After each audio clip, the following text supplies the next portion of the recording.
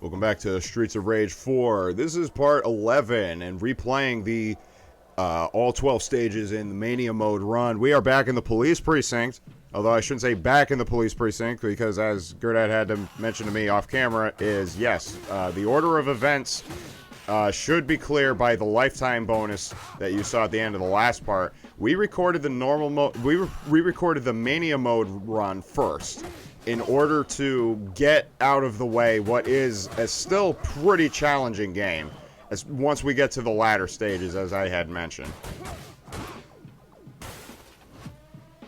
Adam has the ability. So are we just going to be seeing Adam in Streets of Rage 2, Alex, for the rest of the run? Axel, but no, I will be transitioning to other characters. I believe that at one point I rely on my main as Modern Blaze. The modern characters, again, they are the combo makers. Combos are king in this game.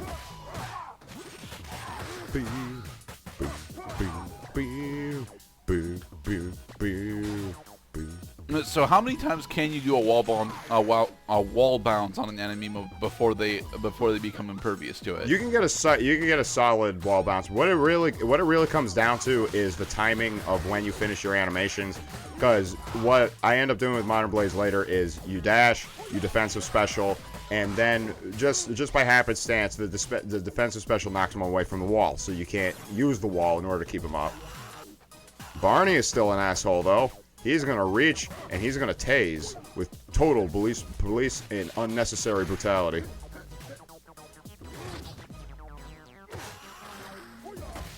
Oh, we got some fast motherfucking dudes rocking in right here, but they will. Oh my God! It's an army of police officers.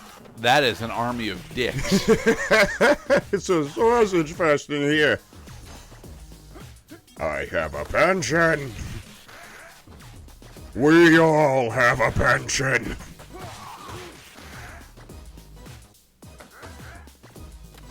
So when they're glowing red, does that mean that they're going in? Oh yeah, that means that they're going to attempt to rush into you for a grab. Yep. Okay. Most enemies in the game use red buff as a signal that they're going to grab you. Okay. Which is different. Which means that you have to. Which means that you can't grab in order to counter it. You have to either punch or use a special, or kick them. Also, are we gonna go do? Oh no, we don't have the taser, so we so we can't do. Yeah, it's kind of a waste of time. Because the rule says that if you go into the arcade machine, if either player dies, that means that both players have to die. Because if you finish the encounter after having lost a life, and then you go back to the main world, you still have that one life lost. However, if both players die, then neither player loses a life when they come back to the world. Oh, huh. That's a weird way to handle that. It's a little arbitrary and counterintuitive, but that's just how it is.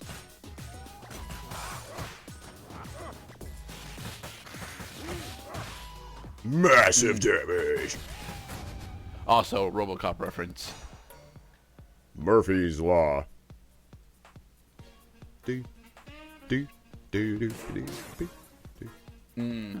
Bags o' cash. Oh, we are getting jazz and funky in here. It's one of my brother's favorite tracks in the whole game.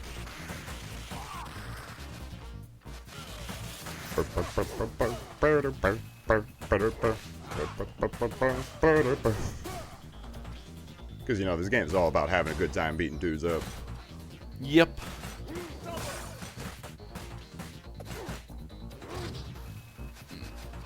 So, are Murphy's shields specifically vulnerable to specials? No, not particularly. I mean, right. Anything that can deal damage will deal damage to the shield.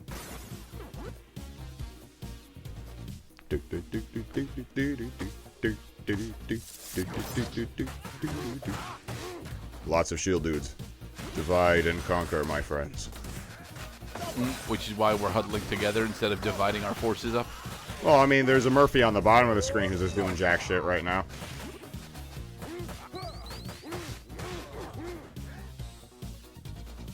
Alright. Alright. This particular office reminds me of the Textile Corporation from GTA 5. Nah. Were they also playing solitaire on the computers in that game? I don't think so, but that's mostly because Larry didn't really need. Well, he was specifically a very good computers expert, but he didn't actually keep a high functioning computer at the office for some reason. Well, it sounds like one of those missions where you had to, like, I mean, there's some. I remember one particular Brainiac character who he had the entire plans to, pull off a bank heist, but you wouldn't expect that from a nerd who's mostly good at computers, viruses. You see, that particular stereotype has always baffled me because it's always the nerds that are the most dangerous of the masterminds and the most driven to actually succeed.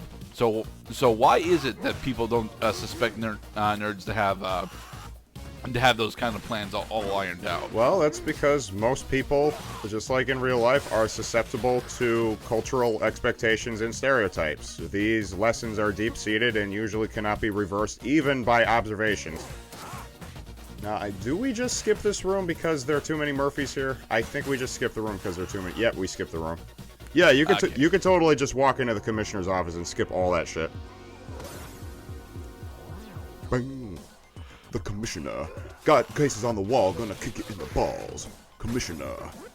I'm Jack, got stacked, gonna whip you off.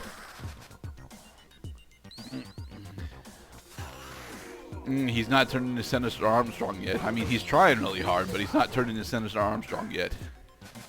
His arms are strong, all right. He's got bear punch. He's got fly across the screen. Flight of justice.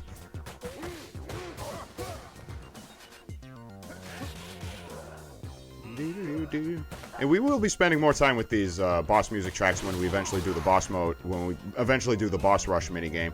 And you get boss rush after you beat all 12 stages on any difficulty. Okay, then. Including stage select.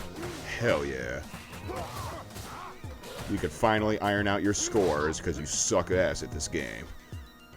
Well, I do, obviously.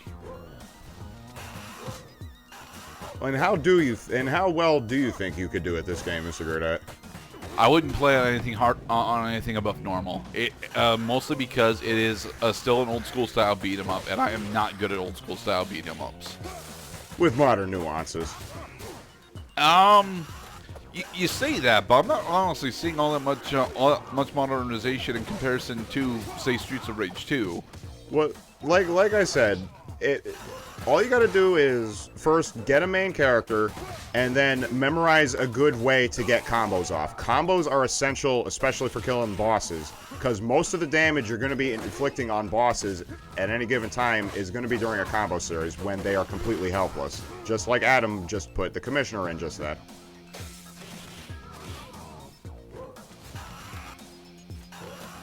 When he lands, he explodes.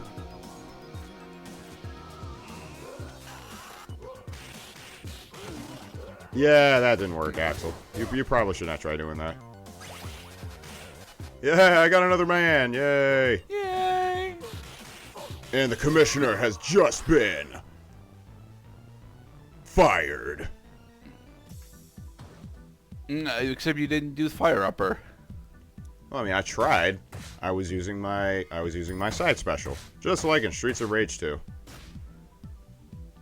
See, there's no reason for me to change my character right now. I'm doing just fine. Oh, he comes in with his fancy shoes. He says, I got a deal for you. I will sell you this cargo ship for 5 million units.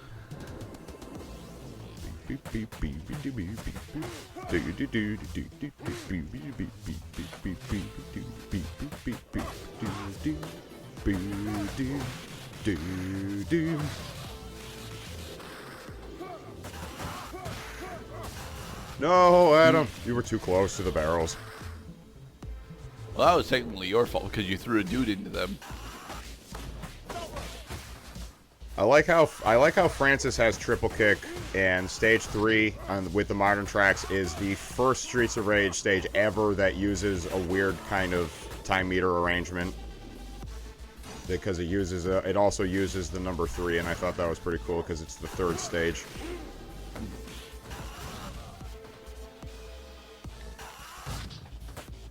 Okay, let's try to get some extra hits with that explosive barrel in the corner. Ow. Ow. Alright, we're getting pretty rocked right now.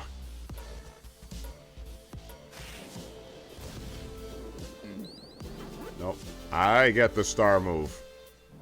You keep the 1-star move where it belongs.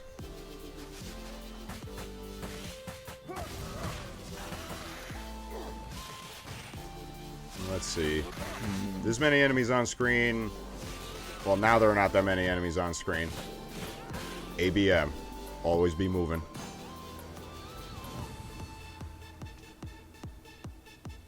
Hey, Big Ben. See, other people use matches and igniter switches. I use my breath. Cloud, that was your fault. Come on, you shouldn't have hit that yet. Yeah. See, I knew you were going to get up, Big Ben, but you can't stop my star move. Oh, no. I died. Now what of me? Do you remember watching Beaches? Nah. Oh. It is a relatively popular chick flick at my house. Yeah. Were they also Yep. were they also on a seagoing vessel before they stopped on the beaches? No, they were not. Okay. Because honestly, not a lot of seagoing vessels do launch from beaches. Is this going to be like a massive break moment, or no? This is like fucking excellent combo moment. As soon as we get it, Jesus, what are you doing? And now you broke it. Oh, the pain. Oh, the humiliation. You should have just gotten the points, gentlemen.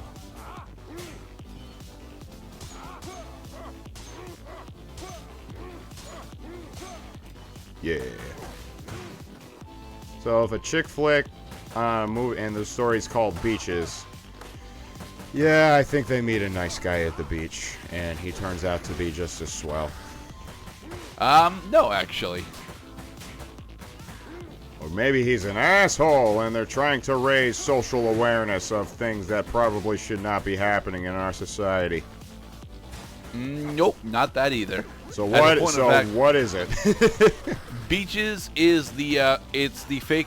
It is more or less a fake documentary about the rise, fall, and life of a particular musician. And which musician was this? I don't remember who she's a proxy of, because she is, the story is completely fictional. Oh, but you said it was a documentary. Yes. But documentaries are nonfiction. So says you. I also mentioned it was a false documentary. Nor a boss fight. Well, I mean, okay. So what? So they had like talking heads interjecting just every once in a while for no apparent reason.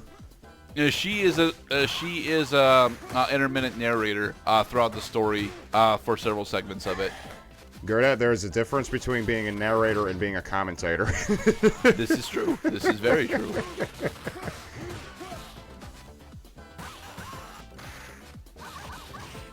Yeah, mid-air combos.